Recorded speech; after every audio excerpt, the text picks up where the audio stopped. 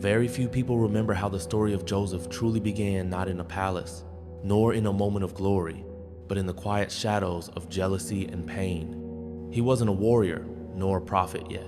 He was just a boy with a tender heart and dreams too big for the world around him. Joseph was the 11th son of Jacob, born to him in his old age, and from the very beginning, there was something different about him. He carried a light, a softness, a mystery that neither his brothers understood nor could explain. And it wasn't just that he was loved more by his father, it was the way he spoke about the visions he had at night. He dreamed of greatness, not the kind that boasts or conquers, but the kind that lifts and unites. In his dreams, the stars and the sheaves bowed before him, symbols he didn't fully comprehend, but that stirred something deep within. He wasn't trying to impress anyone. He was just a boy sharing what he saw with the innocence of someone who believes the world will understand. But the world rarely understands pure hearts, and the envy in his brothers grew stronger, like a storm brewing silently. They couldn't bear the thought that Joseph might one day rise above them. His coat of many colors, a gift of love from their father Jacob, became a symbol of division, not because Joseph wore it proudly, but because it reminded them of what they lacked: favor, vision, and purpose. Still, Joseph kept dreaming, even when the atmosphere at home became heavy, even when the glances turned colder.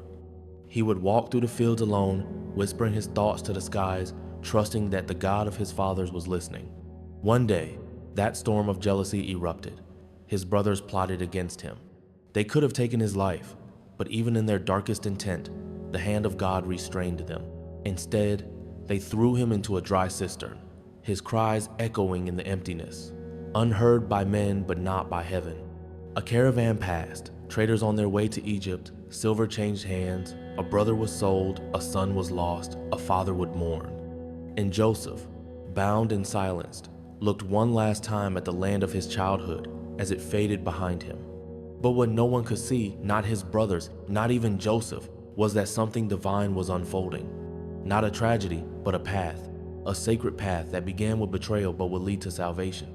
As the desert winds howled around him and the wheels of the caravan rolled steadily toward Egypt, Joseph's eyes must have filled with questions. Why had God allowed this? Where was justice? Where was love? And yet, in the quiet of his soul, the dreams remained. There's something profoundly moving about a person who holds on to vision even when everything is falling apart. Joseph didn't curse the sky. He didn't abandon hope. Somewhere deep within, he believed that this journey, as cruel as it seemed, was not the end. It was a beginning. And so the boy with dreams became a servant in a foreign land, alone but not forgotten. The God who had given him those dreams was not silent. He was watching, weaving purpose into pain, turning rejection into redirection. What Joseph didn't know, and what no one around him could yet imagine, was that Egypt, a land of strange gods, golden temples, and towering pride, would one day call him its own. That from the very place where he arrived as a slave, he would rise, not for his own glory, but to save many. But first, he had to learn to serve, to trust, to surrender. And in the stillness of those long, uncertain days, Joseph began to change. The dreamer was being shaped by the hands of destiny. And while no one was watching, grace was at work. But what happened when he entered the house of Potiphar? And why did his integrity almost cost him everything? If you felt moved by Joseph's story so far, take a moment to join our beautiful community. Click like to support these messages of faith and inspiration, and subscribe so we can keep growing together. And don't forget to comment your first name and the city you're watching from. We'd love to mention you with a special blessing in our next video. The son of Egypt was different, harsher, unfamiliar, and the air carried a weight Joseph had never felt before. Not just the heat of a foreign land, but the weight of being alone, stripped of his name, his home, and his freedom. Joseph arrived in a world that spoke a language he didn't understand and served gods he didn't know. And yet, he walked with dignity. Because deep within, he carried something unshakable, the presence of the true God. He was sold into the house of Potiphar, a captain of Pharaoh's guard, a man of power used to command and control. For many, being made a servant would have been the final blow. But Joseph served with excellence, not out of fear, but out of faith. He cleaned floors as if they were holy ground. He organized storerooms as if he were preparing a temple. Every task, no matter how humble, became an offering. And Potiphar noticed. Day after day, he saw that everything Joseph touched prospered. There was a grace upon him that couldn't be explained by talent or training. Potiphar didn't know the God of Jacob, but he knew favor when he saw it. Joseph was soon placed in charge of the entire household, not just as a worker, but as a man of trust. But where there is light, shadows often follow. Potiphar's wife watched Joseph too, not with admiration, but with desire. She whispered lies, crafted traps, and tried to seduce him. She thought Joseph would be like all the others, but he wasn't. When no one was looking, when it would have been easy to fall and justify the fall, Joseph stood. How could I do such a wicked thing and sin against God? He asked. Not out of pride, but out of reverence. He remembered who he was, even in a foreign land, even in silence, even when no one would know. His refusal turned her admiration into rage, and with a scream and a lie, she tore away his garment and his reputation in a single moment. The same hands that once applauded his service now pointed at him in judgment. Potiphar, caught between honor and humiliation, had Joseph thrown into prison. And so the one who had risen through faithfulness fell again, or so it seemed. But Joseph wasn't falling. He was being planted.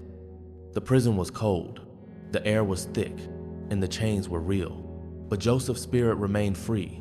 He didn't curse the heavens. He didn't ask, "Why me?" He served. Again, as he always had, with integrity. The jailer, like Potiphar before him, noticed the strange peace that surrounded Joseph. And again, he was elevated not because he demanded it, but because favor follows the faithful. He was given charge over the other prisoners, and among them were two men who had served Pharaoh, the chief baker and the chief cupbearer. One night, they each had a dream. Troubled and confused, they didn't know what the dreams meant, but Joseph did. With a gentle heart and unwavering clarity, he interpreted each dream not to prove his wisdom, but to point to God. And he asked only one thing in return: remember me when you are restored. But he was forgotten.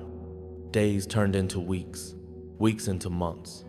Joseph remained in the shadows, unjustly accused, unfairly confined, and yet at peace. Because he knew something most people forget: you don't need to be seen by men when you are known by God. Each morning in that prison was a lesson in surrender. Each night, a silent conversation with heaven. And somewhere between stone walls and silence, Joseph's soul was being forged. The dreamer was becoming a man who could carry the weight of destiny. But what Joseph couldn't see yet was that Pharaoh himself would soon be tormented by dreams, and that everything was about to change. If this chapter touched your heart, leave a like to help us keep sharing stories of faith, courage, and redemption. Comment amen below to receive a blessing over your life today, and write the city you live in so we can lift your name in our prayers and send you love from our community. Your story matters, and we want to walk this journey of light and truth together with you. 2 full years passed. Not days, not months, years in a prison cell where time moved slowly and silence had a voice of its own. Joseph waited, not for pity, not for release. He waited for the whisper of God's next move. He didn't beg, didn't fight the stone walls around him. He simply served, watched, listened, and trusted. Then, one morning, the prison doors opened not for Joseph, but for a message that would ripple through the halls of Pharaoh's palace. The king of Egypt had awakened with unease. Dreams had visited him in the night, strange, vivid, disturbing. He saw 7 fat cows devoured by 7 skinny ones, 7 full heads of grain consumed by 7 withered ones. No one, not magicians, nor wise men, could offer an answer. That's when the cupbearer remembered. A name, a face, a moment in a prison cell long forgotten. There is a young Hebrew, he said, who interprets dreams, and he speaks with the clarity of the gods. Joseph was called. He didn't rush. He didn't boast. He shaved, changed clothes, and entered the palace not as a prisoner, but as a vessel of divine wisdom. Before Pharaoh, Joseph stood calm, respectful, and unwavering. "I cannot do it," he said humbly, "but God will give Pharaoh the answer he seeks." The king shared his dreams, and Joseph listened not just with ears, but with the spirit. Then, like light piercing darkness, the meaning became clear. 7 years of abundance would fill Egypt, followed by 7 years of famine so severe that all memory of prosperity would vanish. But Joseph didn't stop there. He offered a solution: appoint a wise and discerning man to oversee the land, to gather grain during the good years and prepare for the hard ones. Pharaoh looked at his advisors, then back at Joseph. "Can we find anyone like this man, one in whom is the Spirit of God?" And in a moment that defied all expectations, the slave became the second most powerful man in Egypt. Robes of royalty were placed upon his shoulders. A signet ring was slipped onto his finger. A golden chain graced his neck, and the streets of Egypt echoed with cries of respect as he rode in the chariot just behind Pharaoh. But what filled Joseph's heart wasn't the honor, it was the purpose. For the first time, he understood. Every betrayal, every tear, every lonely night had been leading to this. Not to elevate him, but to prepare him to save others. And save he did. Under Joseph's leadership, Egypt flourished. Granaries overflowed. Cities were organized. Hope was stored in jars of grain beneath the sun. And when the famine struck not just Egypt, but the entire region, people came from distant lands seeking help, including a group of weary travelers from Canaan. They stood before Joseph, not knowing who he was, but he recognized them, the faces from his past, the brothers who had betrayed him. They bowed before him just like in his dreams, but the moment wasn't triumphant. It was tender. Joseph felt a storm rise inside him, love, sorrow, and mercy all at once. He wasn't seeking revenge, he was seeking reunion. But he didn't reveal himself yet. He tested their hearts first, to see if they had changed, to see if time had softened them as it had shaped him. And through it all, his heart ached for one thing: to see his youngest brother Benjamin and to know if his father Jacob was still alive. The famine continued, the tension built, and something sacred was unfolding, not just a reunion, but a redemption that would heal old wounds. But what happened when Benjamin stood before him, and how did Joseph finally reveal who he truly was? The moment Benjamin stepped into the room, Joseph's breath caught in his chest. He tried to speak, but no words came. So many nights he had prayed to see his brother's face again, the one sibling who hadn't conspired against him, the one he remembered with innocence and laughter. And now, standing before him, was not a child, but a young man, humble and unaware of the tears forming in Joseph's eyes. He turned quickly, left the room, and wept. Not because he was weak, but because the pain and beauty of the moment were too holy to hold inside. Joseph composed himself, washed his face, and returned with dignity. He continued testing his brothers, not out of cruelty, but to know their hearts. Had they changed? Would they still abandon a brother to save themselves? Would they sell Benjamin's future like they once sold his? He created a moment of pressure, a planted silver cup, an accusation, a choice. And it was Judah, the very brother who once suggested selling Joseph, who now stepped forward. With trembling words and a sincere heart, he offered his own life in place of Benjamin's. As something broke open inside Joseph. This was not the same man from years ago. Something had changed. Grace had done its work, in them, in him, in everyone. Unable to contain it any longer, Joseph dismissed the servants, closed the doors, and cried aloud, a cry so deep, so raw, it echoed through the chambers of Egypt. And then, with a trembling voice, he spoke in Hebrew. "I am Joseph. Is my father still alive?" The room fell silent. His brothers froze. Time seemed to stop. They were terrified. But Joseph stepped forward, his eyes soft with tears, his arms open not in vengeance but in welcome. "Do not be afraid," he said. "What you meant for harm, God meant for good, to save many lives." He drew them close, and one by one they embraced. No punishment, no bitterness, only healing. In that room, something miraculous happened. The past didn't disappear, but it was redeemed. The wounds didn't vanish, but they were sealed by love. He asked about his father. He wanted to see him to hold the man whose memory had carried him through prison and exile. When Pharaoh heard of Joseph's family, he welcomed them all. He ordered wagons and provisions, offering the best of Egypt for Joseph's kin. What once was a family torn apart by jealousy was now being restored by mercy. Jacob, old and weary, could hardly believe the news. "Joseph, my son, is alive?" His heart nearly failed from joy. But then came the moment, the reunion. The father who once cried over a bloodied robe now held his son in the flesh. They embraced and wept, their tears watering the soil of a new beginning. And through it all, Joseph never lost sight of God. He knew now more than ever that it wasn't men who had brought him to Egypt. It was God, not to break him, but to build a bridge, to keep a promise, to bring life out of pain.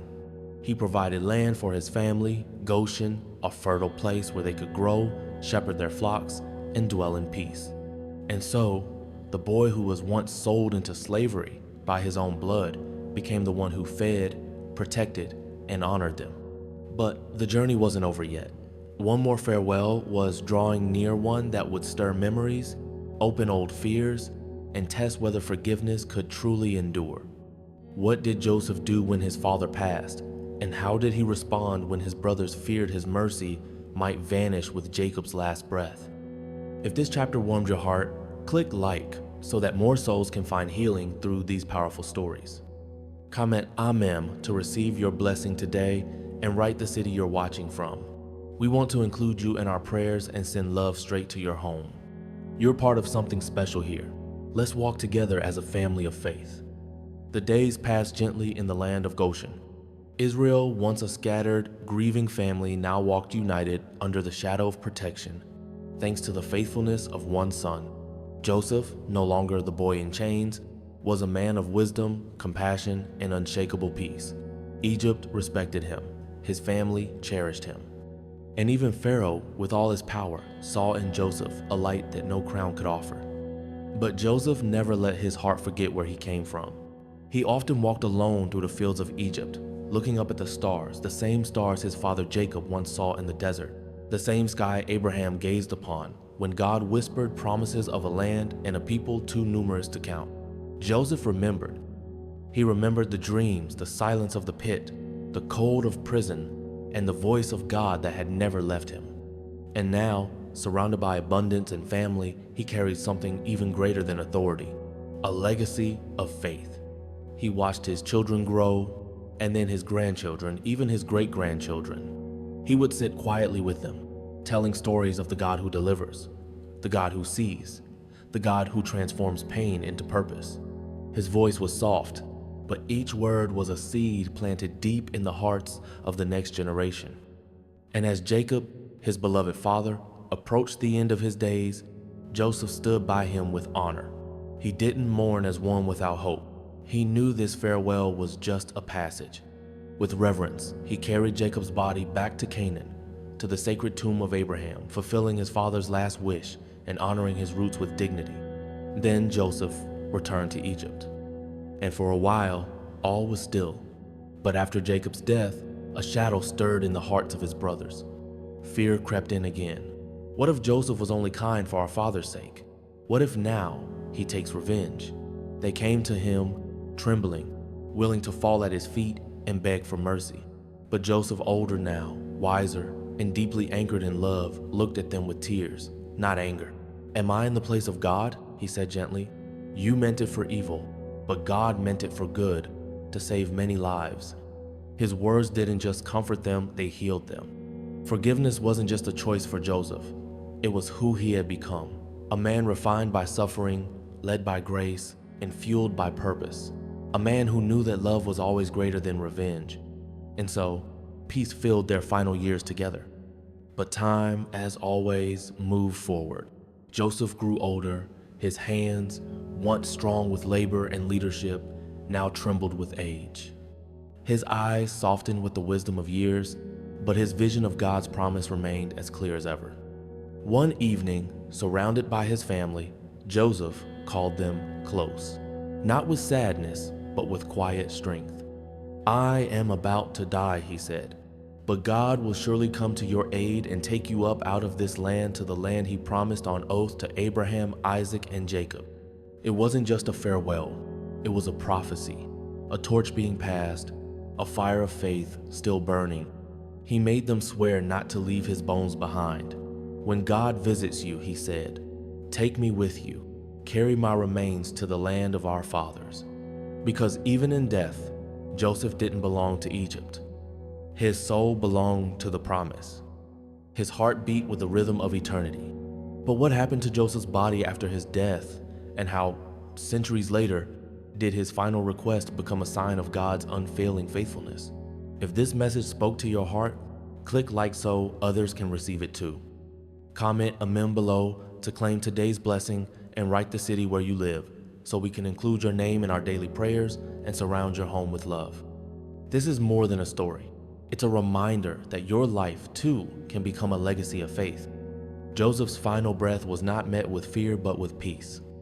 He had lived fully, loved deeply, and forgiven completely. A man once sold into slavery had become the savior of nations. Yet, when he closed his eyes, it wasn't the golden halls of Egypt he saw, but the hills of Canaan, the land of his fathers, the land of the promise. Egypt mourned him as a hero. His family wept for him as a father, a brother, a shepherd of hearts. But in heaven, he was welcomed as a faithful servant, one who walked the path of obedience, even when it was carved by pain. His body was embalmed, placed gently into a sarcophagus, and kept in Egypt. But everyone who loved Joseph knew his story wasn't over, because his words still echoed, "God will surely visit you, and you will carry my bones up from here." Generations passed, Israel multiplied, flourished, and then was enslaved. New pharaohs rose who did not remember Joseph. Chains replaced honor, whips replaced peace. The children of Jacob cried out for deliverance, and God heard. Centuries after Joseph's death, when Moses led the people out of Egypt, there was one sacred item they carried among them, the bones of Joseph. Through the Red Sea, through the desert, through every trial and every miracle, his remains journeyed with them, a holy reminder that God never forgets a promise, not even after death. And finally, in the book of Joshua, it happened. Joseph was buried in Shechem, in the land of his ancestors, not as a foreigner, not as a stranger, but as a son returning home.